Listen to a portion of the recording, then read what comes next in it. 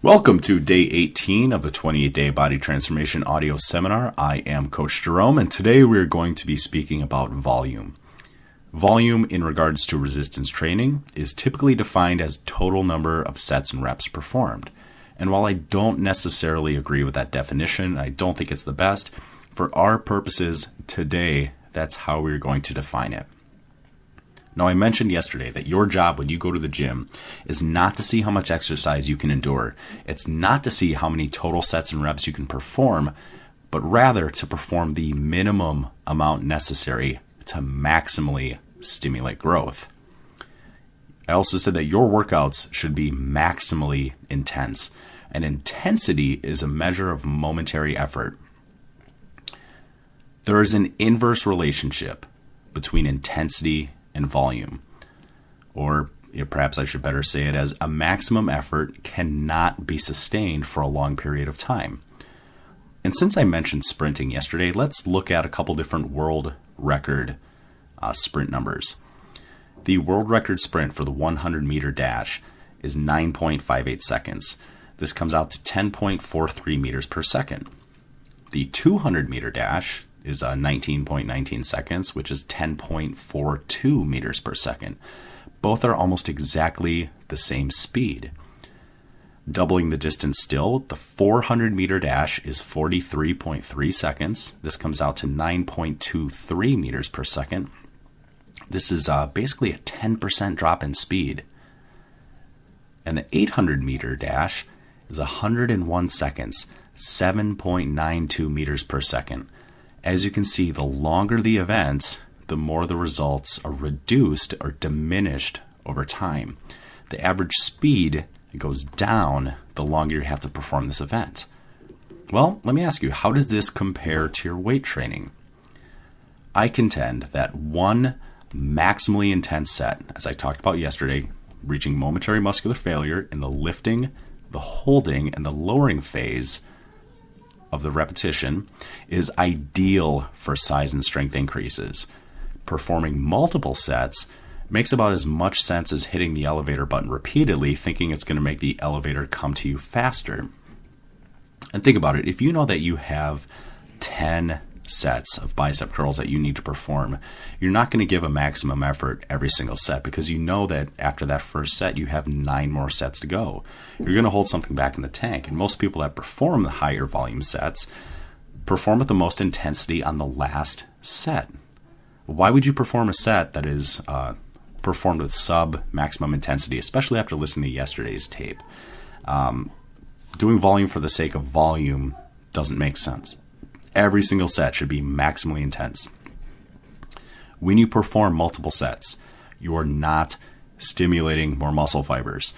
Some fibers are fatigued, most of them recover, and this is why your strength goes down over time. More and more fibers are unable to recover before the next set.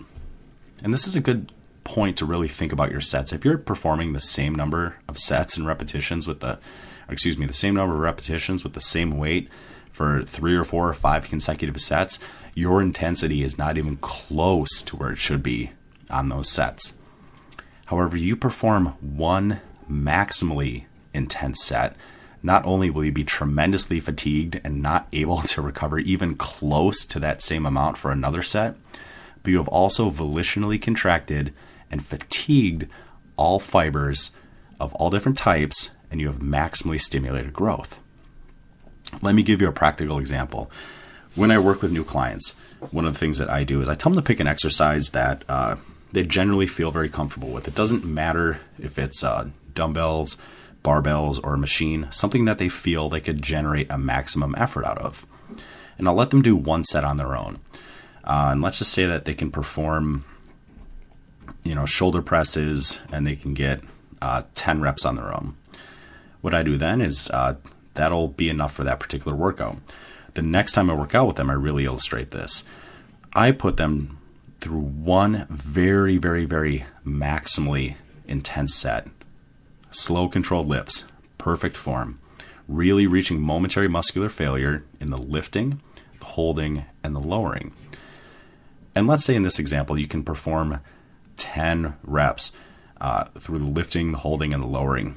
very, very intense, and I give them just enough assistance, just enough of a forced repetition to where they can crank out 10 repetitions on their own. And after this one maximally intense set to failure, I let them have 3, 5, sometimes 10 minutes to rest.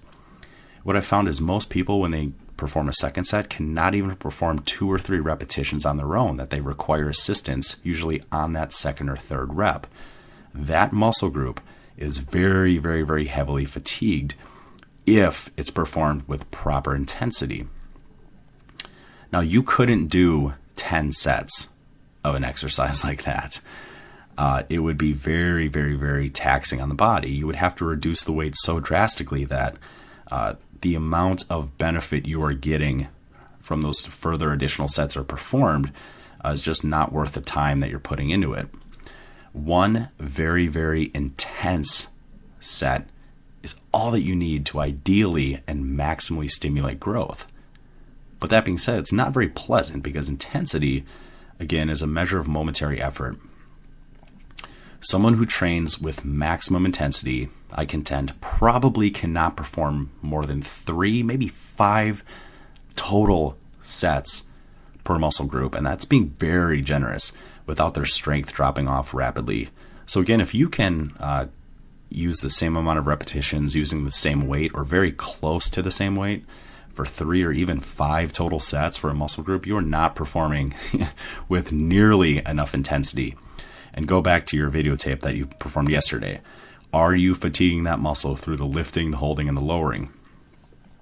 Your assignment today is to at least consider reducing volume. Consider the relationship between intensity and volume. And really take that metaphor home about pushing an elevator button. One very, very, very intense set is all that you need to maximally stimulate growth. Doing any more than that will likely compromise your results. And this is how I get such great results with my clients. This is how they double or triple their strength in 3 to 6 months on most lifts. We do very, very intense sets. 1 set per muscle group and very infrequent training so they have plenty of time to recover. So your assignment is to at least consider reducing your volume. If you're doing 10 sets, take it down to 5 and tell me, are your results really being hindered by reducing the volume that much? What you'll probably find is you actually get better results because you're doing less volume. Because you know you only have 5 sets instead of 10, you're going to put more in each set.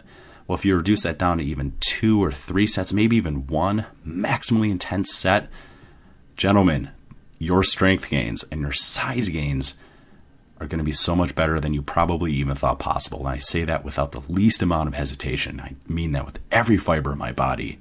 As your coach, as your friend, as your big brother, as your mentor, whatever you need, I deeply, deeply mean that. So consider reducing your volume.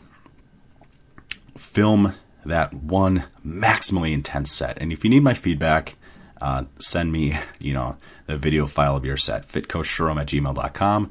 Thanks for listening today, men. I will talk to you tomorrow.